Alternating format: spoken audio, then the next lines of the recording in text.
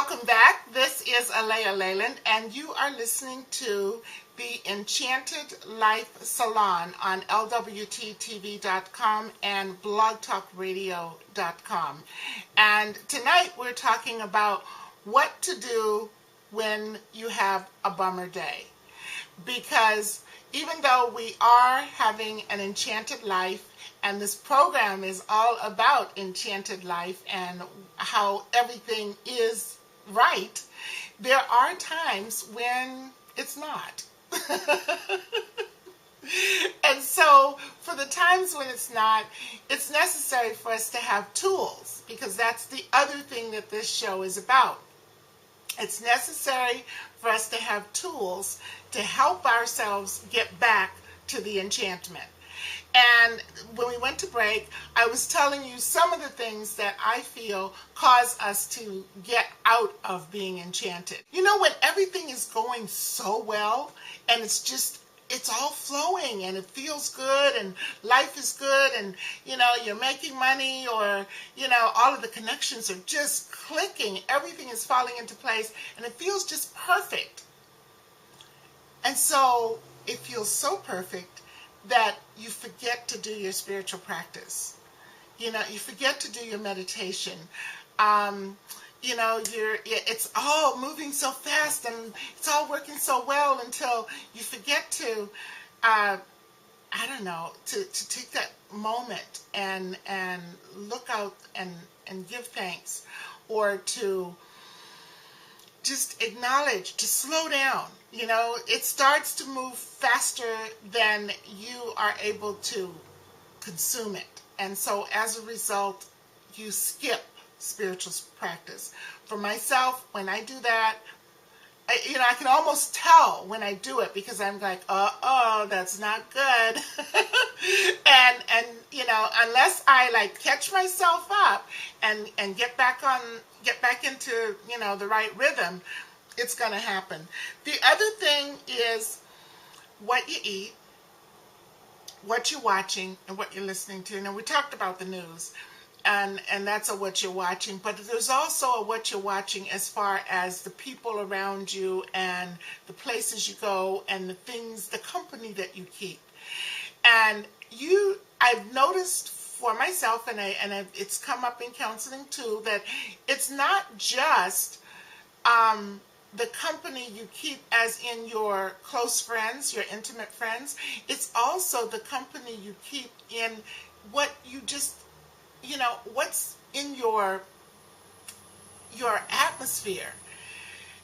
In other words, if you have to go to work every day and you have to drive through an area that is just like really ugh, your home may be beautiful, where you work may be beautiful, but if you have to go through an area that is just ugh in order to get to your work, find another way to work. Because moving through that space it's almost like you have to put an energy bubble around yourself just to get there.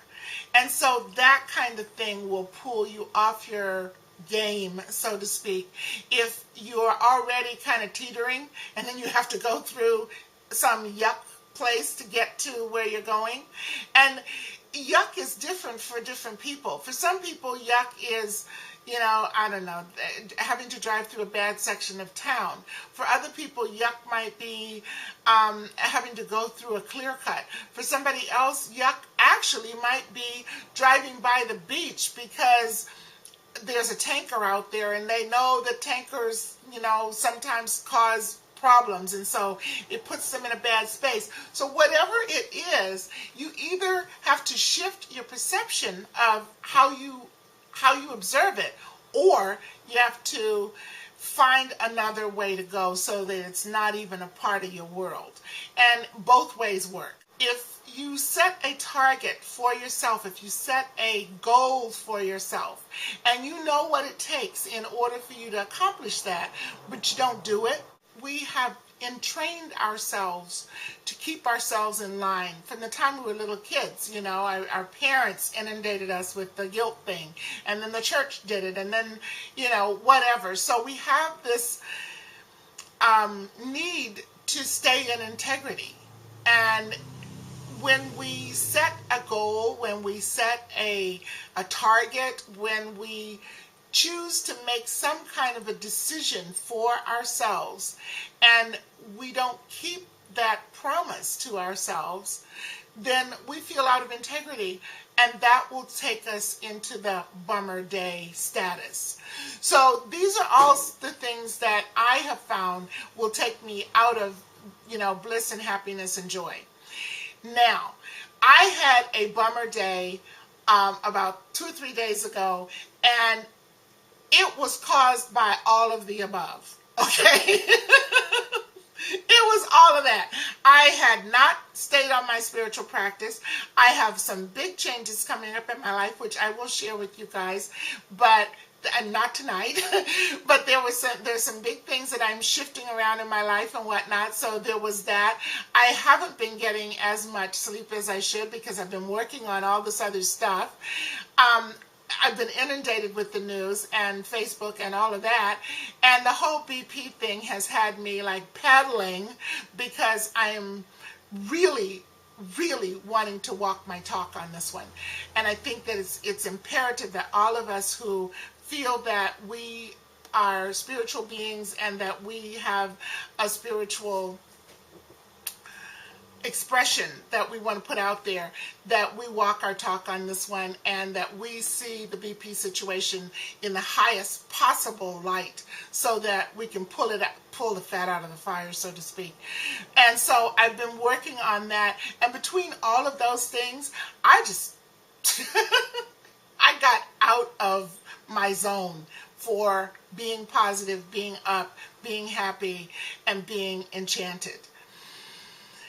And when it happened, I wasn't real sure what to do about it. I kind of looked at it and, hemmed and hawed, and you turn to whatever it is you've got. And so, I was doing tarot card readings for myself. I was doing gemstone readings.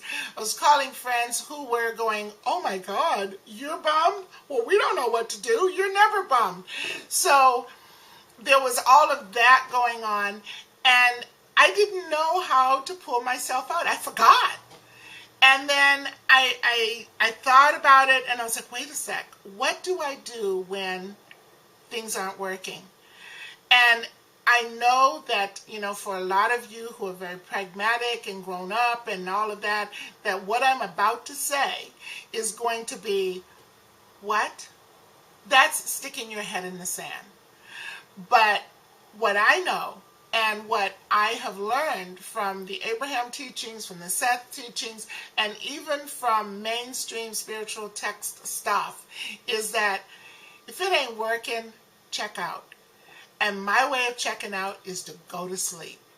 And so I just went to sleep. It was like, I need to get back to point zero. I need to get back to neutral zone. And so I went to sleep. So that was my first thing. And once I woke up, it was like I had a better perspective on things.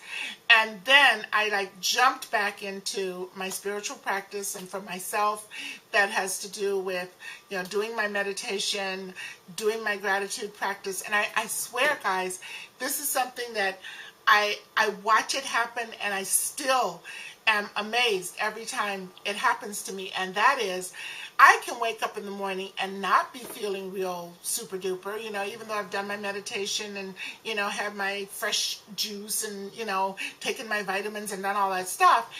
But, I'm still not quite firing on all the cylinders. It's not quite feeling just perfect.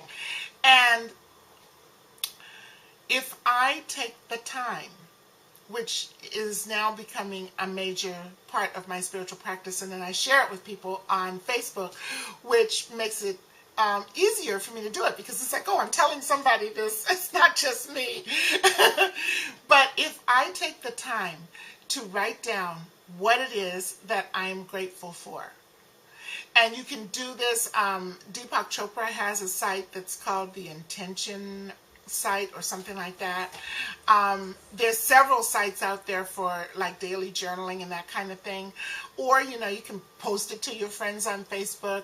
You can post it to your friends on MySpace. You can even Twitter it. But whatever it is that you do, it is amazing to me when I write that statement of what it is that I'm grateful for and what it is that I feel happy about and what it is that is lifting me. All of a sudden, it's just so different.